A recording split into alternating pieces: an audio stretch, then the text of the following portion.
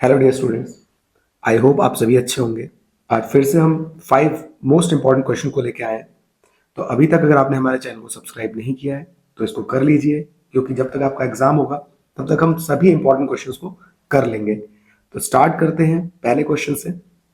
देखिए, ये क्वेश्चन आपका प्रीवियस ईयर में आया हुआ है, जैसा आप देख सकते हैं 2023 स्टैंडर्ड। अब इसमें क्या लिखा है? A triangle is drawn to circumscribe a circle, okay, of radius 4 centimeter, such that the segment BD and DC are of length 10 centimeter and 8 centimeter respectively. Find the length of the side AB and AC if it is given that area of triangle ABC equal to 90 centimeter square. Okay, तो ये question आपका 2023 में आया था। अब आपके book में भी सेम ऐसा ही एक क्वेश्चन है, इसमें आपको साइड निकालनी थी, ये ए बी और ए सी, ठीक है। बट वहां पे एरिया नहीं दिया था, तो इस क्वेश्चन में एरिया को देकर उन्होंने थोड़ा सा आसान बना दिया। तो पेपर में ऐसे ही करते हैं, वो थोड़ा सा चेंज कर देते हैं, बट कॉन्सेप्ट वही होता है, ठीक है। जो चैप्टर वाइज प्लेलिस्ट है सर्कल की, उसमें आप देख सकते हैं इस क्वेश्चन का जो विदाउट एरिया वाला हमारा क्वेश्चन होता है वो मैं समझा चुका हूँ, और उससे थोड़ा आसान है ये, तो उसको हम देख लेते हैं, ठीक है। कॉन्सेप्ट आपका वहीं से लिया जाएगा सारा का सारा, तो आप इसको अच्छे से समझ लीजिए। अब देखिए, इस क्वेश्चन में हमें करना क्या है। सबसे पहले हम नेम लिख देते हैं, जो हमारे पॉइंट ऑफ कॉन्टेक्ट है जिसमें नेम नहीं है, तो इसको हम बोल देते हैं ई, और इस पॉइंट को बोल देते हैं एफ, ठीक है। अब हमें पता है जो आउटर पॉइंट होते हैं उनसे जो टेंजेंट्स होती है उनकी लेंथ इक्वल होती है। तो जैसे देखिए, बी से डी तक की लेंथ अगर 10 है तो बी से ई तक भी हमारी लेंथ कितनी हो जाएगी? 10 सेंटीमीटर। इसी तरीके से डी से सी तक की लेंथ अगर हमारी 8 है तो सी से एफ भी हमारा हो जाएगा 8 सेंटीमीटर। ऊपर हमें लेंथ पता नहीं है ए से ई तक, इसको हम बोल देते हैं एक्स, तो ये भी हो जाएगा हमारा एक्स, ओके। ये कॉन्सेप्ट कहाँ से लिया गया है? तो ये थ्योरम 10.2, जिसमें क्या होता था, जैसे आउटर पॉइंट होता है उससे जो लेंथ होती थी टेंजेंट्स की, ठीक है, वो इक्वल होती थी। जैसे मैं यहाँ पे पी ए लिखूँ और यहाँ पी बी लिखूँ, तो पी ए इक्वल टू हमारा होता था पी बी, ओके। ये प्रूफ करने के लिए भी आता है थ्योरम 10.2, ओके। अब यहाँ पर देखिए, इसको करने के बाद हम क्या कह सकते हैं, जो हमारी ए से बी तक की लेंथ है टोटल, वो हो जाएगी आपकी 10 प्लस एक्स, और यहाँ ए से सी तक की जो लेंथ होगी वो हो जाएगी आपकी 8 प्लस एक्स, ओके। इसके बाद आपको क्या करना है, यहाँ पर आपको एक छोटा सा कंस्ट्रक्शन करना पड़ेगा। अब ये कंस्ट्रक्शन क्या है? देखिए, इसमें आपको ज्वाइन करना पड़ेगा पॉइंट ऑफ कांटेक्ट को यहाँ पर सेंटर से, ठीक है। जो पॉइंट ऑफ कांटेक्ट ई है उसको हम सेंटर से ज्वाइन कर देंगे। ऐसे ही एफ को भी हम ज्वाइन कर देंगे, डी ऑलरेडी ज्वाइन है, ठीक है। और साथ साथ हम क्या किसको ज्वाइन करेंगे? ओ ए को, ओ बी को और ओ सी को, ओके। ये पॉइंट आपको ध्यान रखना है, जब भी आपका ऐसा क्वेश्चन आता है तो आपको इस तरीके से इसको ज्वाइन कर देना। तो ज्वाइन किसको किया हमने?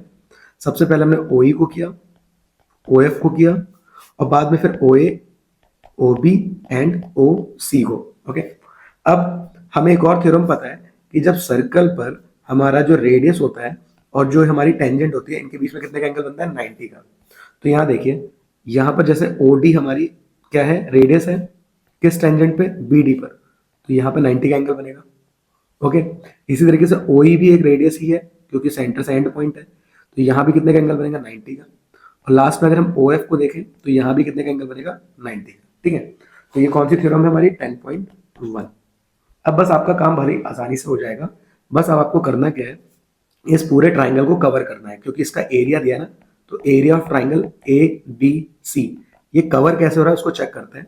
तो देखिए, अब अगर हम ध्यान से देखें तो यहाँ पर हमने इसको 3 ट्राइंगल कन्वर्ट कर दिया है। तो एक ट्राइंगल आपका ए ओ बी, ये वाला ट्राइंगल। दूसरा ट्राइंगल आपका बी ओ सी, ठीक है, ये वाला। और तीसरा है ए ओ सी, ओके। इन तीनों को कवर करने पे हमारे पूरा ट्राइंगल मिल जाएगा। तो area of triangle A B C 3 triangle से मिलकर बना है। कौन कौन? Area of triangle A O B plus area of triangle B O C plus area of triangle C O A या ए ओ सी, ठीक है।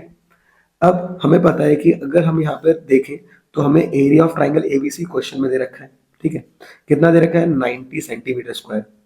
जबकि बुक के क्वेश्चन में ऐसा नहीं दिया था, वहां पे हमें एरिया एक बार और हीरोज से निकालना पड़ता था, फिर कंपेयर करना होता था, ओके। तो इसलिए ये थोड़ा आसान पड़ेगा, क्योंकि आपको एरिया दे रखा है, ओके। अब यहाँ पर हम एरिया क्या लगाएंगे?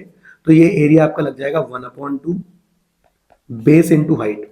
अब एओबी के अकॉर्डिंग अगर हम बेस देखें तो एओबी में जो बेस है वो आपका ये है ए बी, ठीक है, क्योंकि इस पर हाइट क्या बन रही है ओ ई। ओके, ये चीज ध्यान रखनी है आपने। ओके, तो ये हमारा क्या हो जाएगा, ए बी बेस हो जाएगा और ओ ई हाइट हो जाएगी। तो ए बी बेस की वैल्यू कितनी है 10 प्लस एक्स, ब्रैकेट में लिखेंगे, ध्यान रखें क्योंकि यहाँ पे आपके दो टर्म है। और हाइट कितनी है, तो हाइट इसका रेडियस ही है, बिकॉज ओ से ई तक भी लेंथ क्या होगी, रेडियस ही तो है, तो ये हो जाएगी 4। ठीक है, आगे बढ़ते हैं 1/2। अब बी ओ सी के अकॉर्डिंग देखते हैं, ये जो बी ओ सी है तो इसमें बेस है आपका बी से सी तक। अब बी से सी तक लेंथ कितनी है, तो 10 और 8 दोनों ही वैल्यू है, तो 10 प्लस 8 मतलब की हो जाएगी 18। तो हम लिख देंगे 18 और हाइट तो वही कॉमन है जो इसका रेडियस है 4 प्लस 1/2। सी ओ ए के अकॉर्डिंग देखें तो सी ओ ए के अकॉर्डिंग बेस कितना है हमारा ये 8 प्लस एक्स, तो उसको भी लिख देते हैं ब्रैकेट में, और हाइट वही कॉमन 4। ओके, आई होप इतनी बात क्लियर होगी, आपको इस तरीके से कर लेना है। अब 2 से देखिए 4 कैंसिल हो जाएगा 2 टाइम्स, इधर भी 2 से कैंसिल हो जाएगा और इधर भी हमने 2 से कैंसिल कर दिया।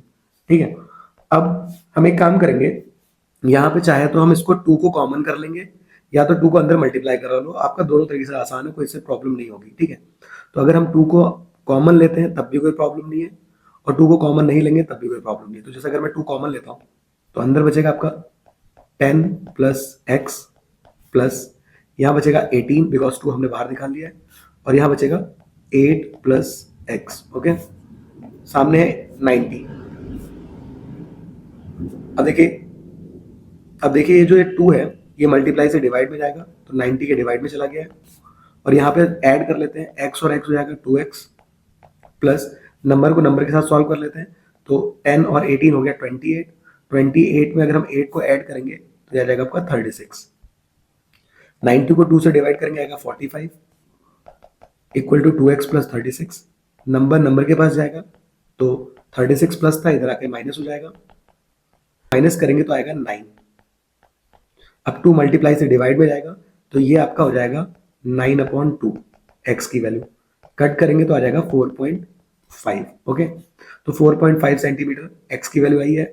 अब एक्स की वैल्यू आपको नीड होती है, अब आपको निकालनी थी वैल्यू ए बी की, तो ए बी हमारा था 10 प्लस एक्स, तो 10 प्लस एक्स तो हो जाएगा 10 प्लस 4.5 तो हो जाएगा 14.5 सेंटीमीटर। सेम इसी तरीके से हम ए सी की वैल्यू निकाल लेते हैं, तो वो था हमारा 8 प्लस एक्स, तो 8 प्लस 4.5 ऐड किया तो हो जाएगा हमारा 12.5 सेंटीमीटर, और यही वैल्यू हमको चाहिए थी। ठीक है, तो आई होप ये क्लियर होगा। अब यहीं पर अब मैंने सेम इसी तरीके से आपको बता रखा है, आपका एनसीईआरटी का जो क्वेश्चन है वहां पर आपको एरिया नहीं दिया होता है, तो वहां पे आपको हीरोज भी लगाना होता है और दोनों को कंपेयर करना होता है। तो आप उस क्वेश्चन को जरूर देख लीजिए, जो चैप्टर वाइज आपकी प्लेलिस्ट बना रखे हैं इंपॉर्टेंट क्वेश्चन की। ठीक है, अब नेक्स्ट क्वेश्चन को करते हैं। यहाँ पे नेक्स्ट क्वेश्चन है हमारा, ये भी है सीबीएसई 2024 स्टैंडर्ड का। इसमें आपसे क्या रखा है, a tent is in the shape of right circular cylinder up to a height of 3 metre and a conical above it. The total height of the tent is 13.5 meter above the ground. Calculate the cost of painting the inner side of the tent at the rate of rupees 2 per meter square if the radius of the base is 14 metre.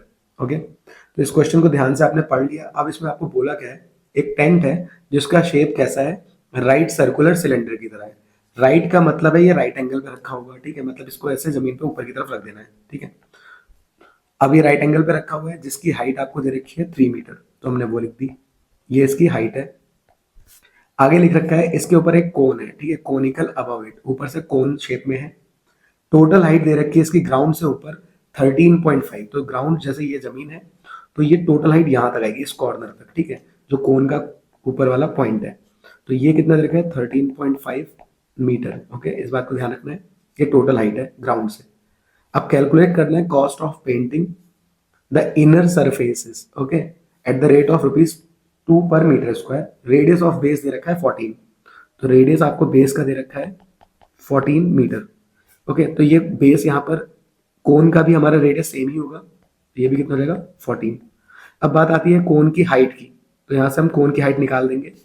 तो कोन की height कैसे निकलेगी, वो निकल जाएगी अगर हम total height में से 13.5 में से ये 3 को हम माइनस कर लें बिकॉज ये कितना था, 3 मीटर था, ठीक है। तो जब इसको माइनस करेंगे तो ये आ जाएगा आपका 10.5 मीटर, ओके। अब यहाँ पे अगर आपसे पूछा गया है इसका इनर सरफेस एरिया, उसको पेंट करने की कॉस्ट, ठीक है। तो देखिए जब इनर सरफेसेस की बात आ रही है तो ये इनर सरफेस है, ये है इधर, ओके। अब इनर सरफेसेस को जब हम पेंट करेंगे तो ये जो हमारा देगा वो देगा सी एस ए, ठीक है। तो हमें सी एस ए निकालना पड़ेगा, ठीक है, ध्यान रखना इस बात का। उस सी एस ए को निकालने के बाद, C S A of tent निकालने के बाद हमें इसको मल्टीप्लाई कर देना है 2 से, ओके। बिकॉज 1 मीटर स्क्वायर की कॉस्ट दे रखी है ₹2, तो लास्ट में आपको 2 से मल्टीप्लाई कर देना है। तो ये आपको दे देगा पूरी की पूरी cost, okay, cost of painting, okay. तो देखिए अब टेंट का हमें सी एस ए कैसे निकलेगा, तो यहाँ पे 2 सी एस ए यूज हो रहे हैं। एक तो कोन का सी एस ए यूज हो रहा है जो कि ऊपर का शेप है, और एक सिलेंडर आ रहा है जो कि नीचे की तरफ है। तो दोनों का सी एस ए यूज कर लेंगे, ओके। तो हम ले लेंगे C S A of cylinder plus C S A of cone, और इसको मल्टीप्लाई कर देंगे हम बाद में 2 से। मैं साथ साथ ही सॉल्व कर रहा हूँ, ठीक है। अब सिलेंडर का सी एस ए हमारा होता है 2πr/h, और कोन का होता है आपका πr/l, ओके। r कॉमन ही था, इंटू 2। यहाँ पे हमारे पास सारी वैल्यू है, बस एक l नहीं है। अब l क्या होता है, तो कोन में, ये कोन होता है, उसमें ये तो हमारी हाइट होती है, ये रेडियस होता है, ये l होती है स्लैंट हाइट, ठीक है। अब स्लैंट हाइट कैसे निकलती है, तो पाइथागोरस लगेगी बिकॉज यहाँ 90 का एंगल बनता है। तो l जो होता है, l स्क्वायर बराबर हमारा होता है h square plus r square, Pythagoras से, ठीक है। तो h की वैल्यू हमारे पास है, ये h हमारा सिलेंडर वाला नहीं होगा, ये h हमारा कोन वाला है बिकॉज ये कोन की हाइट थी, ठीक है, वही हम यूज करेंगे यहाँ पे, ओके। तो यहाँ कंफ्यूज मत होइएगा स्मॉल लिखने की वजह से, ठीक है। तो ये आपका 10.5 है, प्लस r की बात करें तो r तो कॉमन ही है 14। अब इसका जब हम स्क्वायर करेंगे तो 10.5 का स्क्वायर करने से पहले हम एक काम कर सकते हैं, पॉइंट हटा के नीचे 0 बढ़ा लेते हैं और इसको छोटा कर लेते हैं कट करके, ठीक है। तो 5 से कट जाएगा, 5 2 जा 5 1 जा, और ये 5 2 जा, तो यहाँ 21 का स्क्वायर आएगा 441, और 2 का स्क्वायर हो जाएगा 4, और 14 का स्क्वायर होता है 196, ठीक है। ऊपर रूट चलेगा बिकॉज यहाँ पे जब l का स्क्वायर हटेगा तो इधर स्क्वायर रूट बन जाएगा। आगे सॉल्व करते हैं, यहाँ पर आपको एलसीएम लेना पड़ेगा। तो यहाँ पे 441 प्लस इसके अपॉन में 1 लिखा है, एलसीएम कैसे लेते हैं, तो ये 4 आपको लाना है, तो 4 से नीचे और 4 से ऊपर मल्टीप्लाई करेंगे, तो ये आ जाएगा आपका 784 अपॉन 4, ठीक है। ऐड करते हैं तो 4 + 1 5, 8 + 4 12, 25 अपॉन 4 रूट में, ओके। अब 1225 आपका किसका होता है, ये होता है आपका 35 का, और 4 होता है हमारा 2 का, ओके। तो मैंने यहाँ स्लैंट हाइट निकाल ली है मीटर में। मैं इसको सॉल्व नहीं कर रहा हूँ पॉइंट में, क्योंकि बाद में हम इसको यूज कर लेंगे, ठीक है। तो सिंपली हमने इसको सॉल्व कर दिया। अब ये 1225 कैसे 35 हुआ, तो आपको पता होगा, हम यहाँ लॉन्ग डिवीजन मेथड लगाते हैं, पेयर बना के। पेयर यहाँ पे बना लिया 25 और 12 का, 4 का 16, तो 16 तो बड़ा हो जाएगा, तो 3 का स्क्वायर ले लेंगे, तो 3 3 9, माइनस करेंगे तो यहाँ पर जाएगा 3, इसको और इसको जोड़ देते हैं, ओके। अब अगला नंबर छोटा है तो आप अगला पेयर उतार लेते हैं।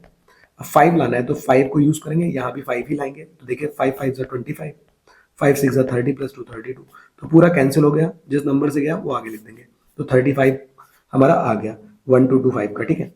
अब आगे सॉल्व करते हैं इसको, ओके, ये आपको पता है। नेक्स्ट हमें क्या करना था, सॉल्व करना था, ओके। अब हम वैल्यूज को सॉल्व कर लेते हैं बड़े आराम से। तो देखिए यहाँ पे कॉमन क्या है वो देख लेते हैं, तो पाई और आर कॉमन है दोनों तरफ, उसको निकाल लेते हैं, पाई आर, और एक 2 बाहर चल रहा है, मैं उसको आगे लिख देता हूँ। अंदर क्या बचता है 2 और h, और यहाँ बचता है l, ठीक है। नेक्स्ट पाई की वैल्यू हमें बोली नहीं थी, तो 22/7, आर की वैल्यू हमारे पास है क्वेश्चन में 14, आगे 2, h की वैल्यू कितनी है हमारी, तो h की वैल्यू थी 3, प्लस अभी हमने थोड़ी देर पहले 35/2 वैल्यू निकाली है l की, 7 से कट जाएगा हमारा 2 टाइम्स, इसको मल्टीप्लाई करते हैं तो 22 2 जा 44, 44 2 जा 88, ये हो जाएगा आपका 3 2 जा 6, यहाँ सॉल्व कर लेते हैं। अब ये आ जाएगा आपका 17.5। नेक्स्ट हम इसको सॉल्व करते हैं, तो 88 इंटू 17 + 6 होता है आपका 23.5, दोनों को बस हमें मल्टीप्लाई करना है और हमारा आंसर आ जाएगा। करते हैं, पॉइंट हटा के यहाँ पे 0 बढ़ा लेते हैं, थोड़ा सा और इसको सिंप्लीफाई करते हैं, 2 से कट कर देता हूँ, 2 5 सा, इसको कट करता हूँ, 2 4 सा, 2 4 सा, फिर 5 से कट कर लेता हूँ, 5 4 सा 20, बचते हैं आपके 3, 5 7 सा, तो 44 और 47 को मल्टीप्लाई कर लेते हैं, 2068 रुपीज। ओके, तो ये कॉस्ट आ चुकी है सिंपल सी। ओके, आई होप ये क्लियर होगा। तो बस इसको आपको इस तरीके से कर देना है। नेक्स्ट क्वेश्चन पे आते हैं, ये भी आपके लिए बहुत ही इंपॉर्टेंट है। तो ये क्वेश्चन भी आपका सर्कल का है, ऑलरेडी मैं इसको समझा चुका हूँ, बट एक बार और, क्योंकि एग्जाम में ये आने के चांसेस हैं। देखिए इसमें क्या लिखा है, in the given figure X Y and X dash Y dash are two parallel tangent to a circle with center O and another tangent AB with point of contact C intersecting XY at A and X dash Y dash at B. Prove that AOB equal to 90 degree. ठीक है, अगर आपसे question आता है, इस type का diagram मिलता है, तो आपको बस ध्यान रखना है कि यहाँ पर 90 ही बनेगा। ठीक है, तो आप इसको कैसे करेंगे, तो देखिए ये आपको शायद ज्वाइन ना मिले ओ से सी तक, क्योंकि आपकी बुक में ओ से सी ज्वाइन नहीं है। ठीक है, तो आपको क्या करना पड़ेगा, इसको ज्वाइन करना ही पड़ेगा पॉइंट ऑफ कांटेक्ट को सेंटर से। ठीक है, अब यहाँ पर आपको पता है कि ए एक आउटर पॉइंट है, इधर बी एक आउटर पॉइंट है, थ्योरम हमने अभी देखी थी, आउटर पॉइंट से जो टेंजेंट होती है इक्वल होती है, तो जितनी टेंजेंट ये होगी उतनी टेंजेंट ये होगी, ऐसे भी नीचे भी होगा। ठीक है, उसके अलावा हमें पता है जो रेडियस होता है और जो टेंजेंट होती है उसके बीच में 90 का एंगल बनता है, तो यहाँ पर 90 बनता है, यहाँ पर 90 बनता है। ओके, अब हमें क्या करना है, हमें कवर करना है बीच का angle.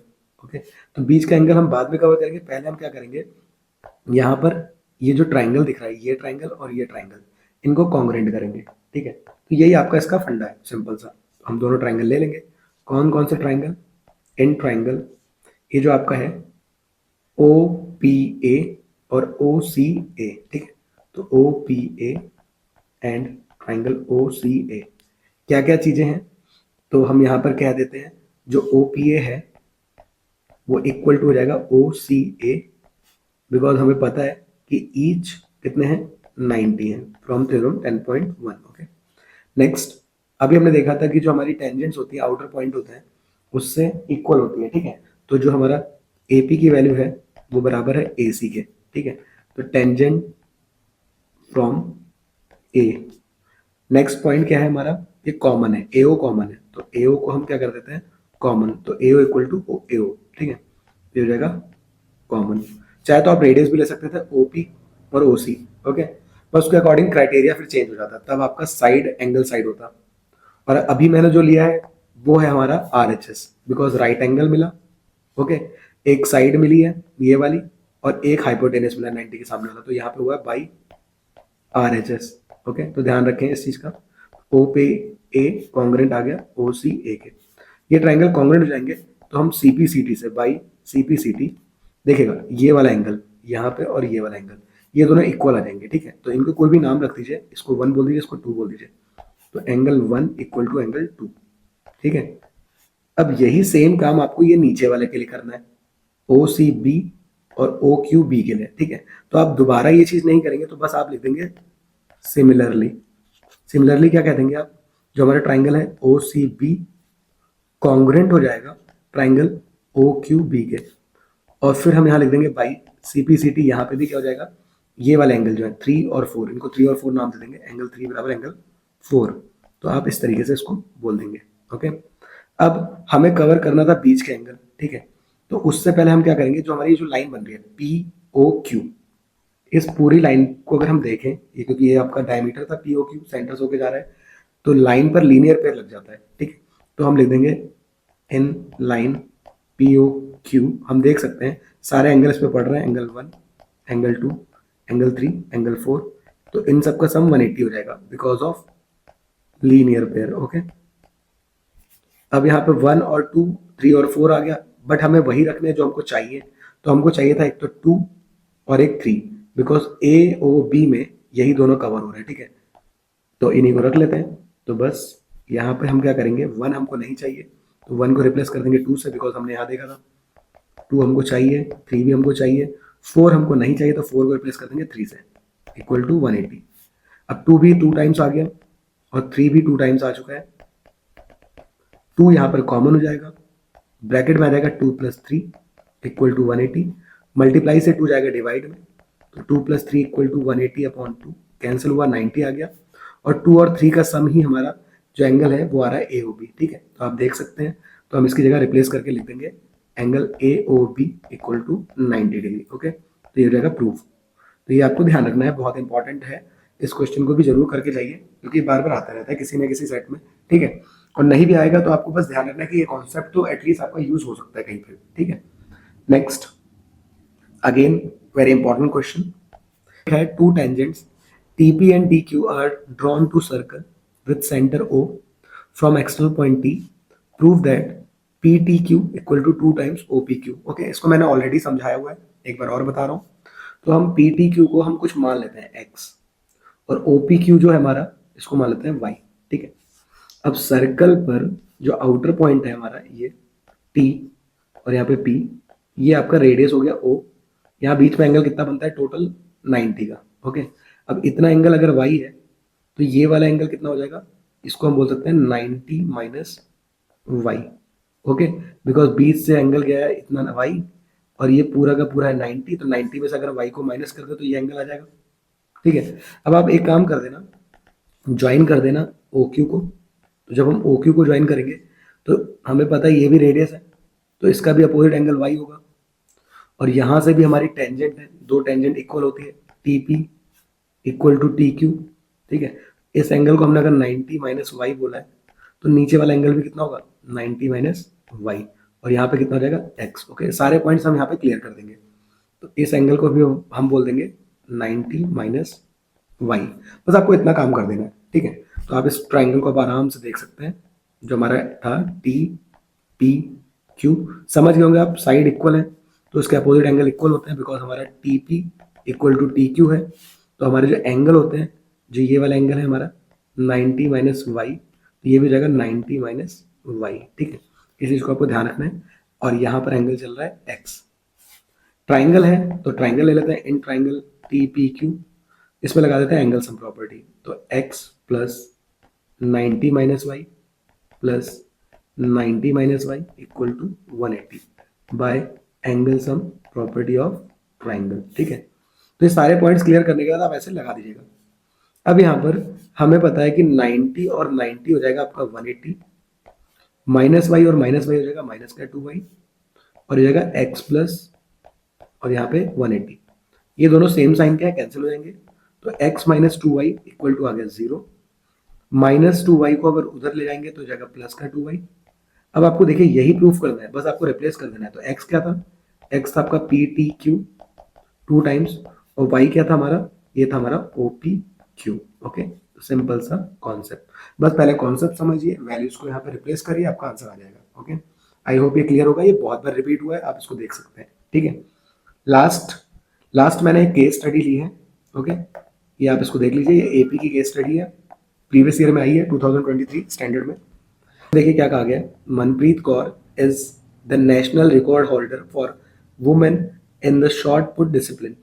Her throw of 18.86 meter at the Asian Grand Prix in 2017 is the biggest distance for an Indian female athlete. Okay, Manpreet Kaur के बारे में बताया है, जो कि नेशनल रिकॉर्ड होल्डर है वुमेन कैटेगरी में शॉट पुट डिसिप्लिन में। Her throw of 18.86 metre at the Asian Grand Prix in 2017, सबसे बिगेस्ट डिस्टेंस कवर करी थी जो उन्होंने थ्रो किया था। ठीक है, इंडियन फीमेल एथलीट की बात कर रहे हैं यहाँ पे। अब keeping her as a role model, अब इनको रोल मॉडल मान के संजीता जो है वो determined to earn gold in Olympic one day. Sanjita कोई है वो भी सोच रही है कि मैं ओलंपिक में गोल्ड जीतूंगी, इनको एज अ आइडल मान के। Okay, initial her throw reached 7.56 metre only.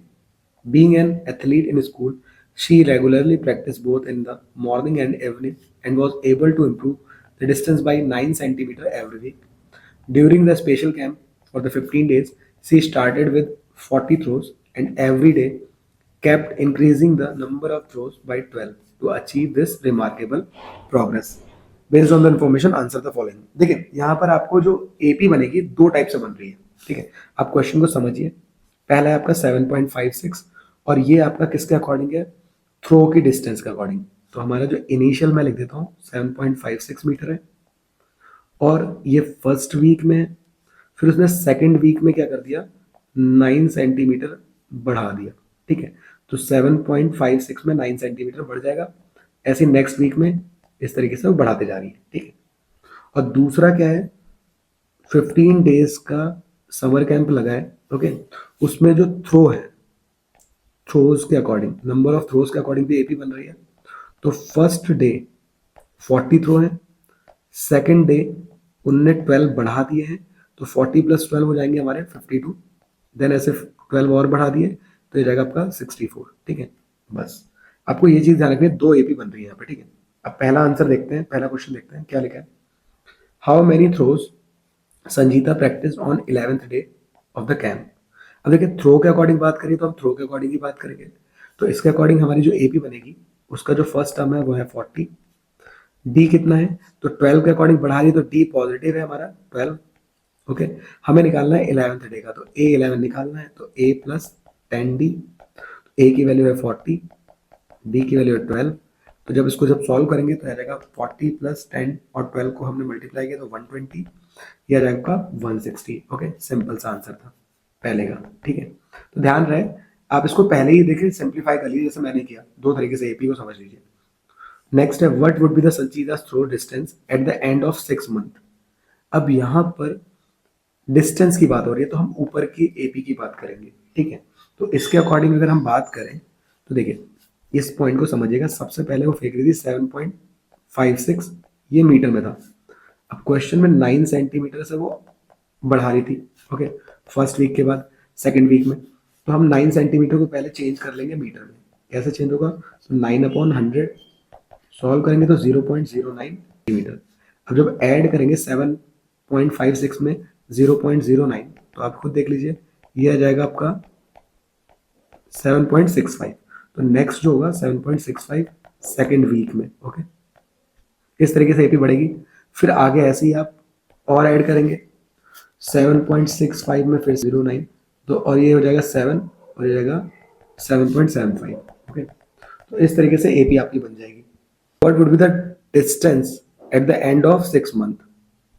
अब यहाँ थोड़ा सा कॉन्सेप्ट को समझिएगा, मैं आपको 6 मंथ की बात कर रखी है और यहाँ पे ऐसा नहीं कह रखा किस मंथ से स्टार्ट किया, तो आप एक ये आइडिया आपको खुद लगाना पड़ेगा कि मान लीजिए जैसे हमें कॉमन पता ही है कि 30 डेज का मंथ होता है, किसी में 31 होता है, ठीक है।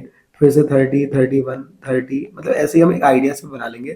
तो ये लगभग आपके आ जाएंगे, ऐड करके देखें तो ये जाएगा लगभग 3 और ये इसको ऐड करेंगे तो 18, ओके। तो लगभग 180 या 183 डेज आएंगे, ठीक है। तो अगर आप 180 या 183 लेके भी चलते हैं हफ्ते के हिसाब से, तो हफ्ते में 7 दिन होते हैं, तो 7 से डिवाइड करेंगे तो 7 2 14 आएगा, यहाँ बचेंगे 4, 7 6 लगभग 42, ठीक है। तो 26 तो कंप्लीट वीक आ जाएंगे आपके, तो 26 वीक्स आएंगे, आपको बस इतना ध्यान रखना है, ठीक है। तो इसी के अकॉर्डिंग एपी बना लेंगे हम। अब हमें निकालना था 26 वीक में वो कितने फेंकेगी, तो हमें A26 निकालना है। तो A26 कितना हो जाएगा हमारा, A + 25D। ए की वैल्यू अब हम इसके अकॉर्डिंग बात करें डिस्टेंस के, तो 7.56। डी की वैल्यू, डी हमारी ये जो डिस्टेंस थी 0.09, बिकॉज हमने इसको कन्वर्ट कर लिया था मीटर में, ठीक है। तो इस चीज़ को ध्यान रखना है यहाँ मीटर में। अब इसको सॉल्व कर देना है, तो 7.56 प्लस पॉइंट आया, 2 0 बढ़ा है, 25 4 ज़ा और 4 से कट करेंगे इसको तो 4 2 ज़ा 1 बचेगा, 4 2 ज़ा 4 5 ज़ा, तो ये आएगा 2.25। ऐड करेंगे तो आएगा आपका 9.81 मीटर, ओके।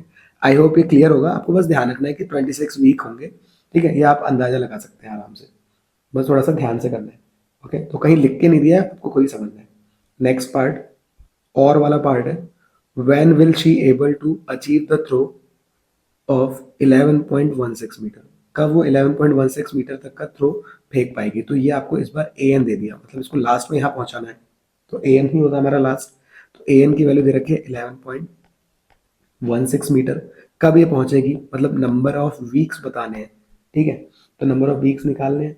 तो अब हमारे पास एपी वही वीक के अकॉर्डिंग, क्योंकि ये डिस्टेंस हमारा वीक के अकॉर्डिंग था, हम क्वेश्चन देख सकते हैं ये वीक के अकॉर्डिंग बात थी और यहाँ डेज के अकॉर्डिंग थी। तो यहाँ पे लेंथ की बात हो रही है तो वीक की बात करेंगे, ठीक है। तो फॉर्मूला हमारा A N equals to A plus N minus 1 into D. A N की वैल्यू है 11.16, ए हमारा है 7.56 प्लस एन की वैल्यू निकालनी थी और डी हमारा है 0.09। ओके, आई होप ये चीज़ क्लियर होगी। इसको इधर माइनस में कर लेंगे, तो जब दोनों को माइनस करेंगे ये आ जाएगा आपका 11, यहाँ पे 6, यहाँ आ जाएगा 3.60। 3.60 इक्वल में आ गया n-1 0.09। ये मल्टीप्लाई उधर जाके डिवाइड में चला जाएगा 0.09 n-1। पॉइंट सेम प्लेस पे होने की वजह से कट कर देगा। 9 से कट करते तो 9 4 36 होता और आगे 0 था तो 0 आ गया। तो 40 इक्वल टू n-1, -1 इधर आया तो प्लस हो जाएगा, तो n की वैल्यू आ जाएगी 41। तो 41 वीक में वो इतना अचीव कर लेगी 11.16। ठीक है, सिंपल सा क्वेश्चन था। नेक्स्ट में, how many throws did she do during the entire camp of 15 days. अब यहाँ थ्रो के अकॉर्डिंग बात आ रखी है, तो मैंने बताया ना थ्रो के अकॉर्डिंग हमारी ये वाली थी। तो 15 डेज में वो कितने थ्रो फेंकेगी, टोटल थ्रो पूछ रखा है उसने, कितने थ्रो फेंकेगी, how many throws. Okay, entire camp जब तक लगाए, तो नंबर ऑफ डेज हमें 15 दे दिया है, हमें बताना है S15। ओके, तो इन 15 दिनों में टोटल कितने थ्रो फेंकेगी।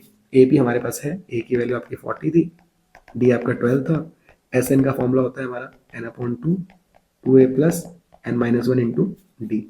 तो एस एन मतलब S15, एन की वैल्यू 15 है, ए की वैल्यू 40 है, एन की वैल्यू 15 है और डी की वैल्यू आपकी 12 है। ठीक है, तो 15/2, 42 ज़ा 80, 15 में से 1 गया 14 इंटू 12। इन दोनों को सॉल्व करते हैं तो ये आपका हो जाएगा 15/2, ओके, 80 प्लस 14 को 12 से मल्टीप्लाई किया 168 आ जाएगा। अब इसको आप सॉल्व करेंगे तो आ जाएगा आपका 8, 280, 248, 2 से कट किया, दोनों को मल्टीप्लाई कर दीजिएगा तो ये आ जाएगा आपका 1860। ओके, तो ये इतने थ्रो फेंकेगी। ओके, तो ये थी आपकी केस स्टडी जो कि काफ़ी इंपॉर्टेंट थी और आई होप ये क्लियर हो गई होगी, प्रीवियस ईयर में आई थी। आपको समझना है ये एपी दो तरीके से बनेगी। ठीक है, तो आपको कोई भी क्वेश्चन आ जाए ना तो आपको वहाँ पढ़ लेना है ढंग से, आपके बेसिक वही है, बस आपको समझ के करना है। ओके, इसी तरीके से और भी इंपॉर्टेंट क्वेश्चन के लिए हमारे चैनल को सब्सक्राइब कीजिए। मिलते हैं नेक्स्ट इंपॉर्टेंट क्वेश्चन के साथ। Okay, take care, all the best, thank you.